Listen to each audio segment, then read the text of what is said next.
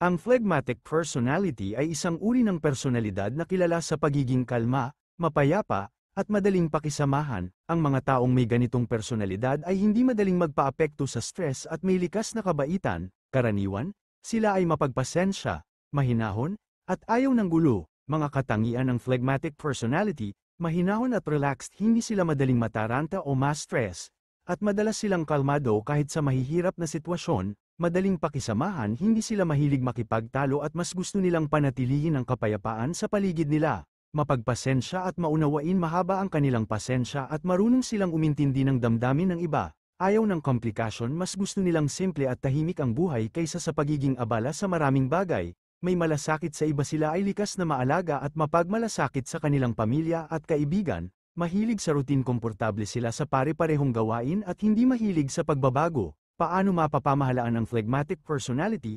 Subukang maging mas aktibo dahil madalas ay kalmado at hindi agresibo ang phlegmatic.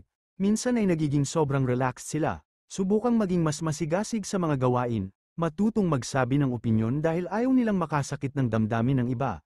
Minsan ay hindi nila nasasabi ang tunay nilang nararamdaman. Matutong ipahayag ang iyong pananaw. Huwag matakot sa pagbabago bagamat mas gusto nila ang routine.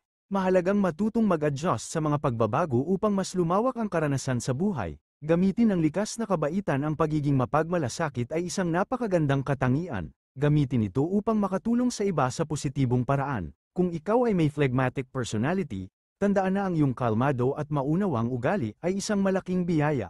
Ikaw ang uri ng tao na nagpapakalma sa iba at tumutulong upang magkaroon ng mas maayos at masayang samahan.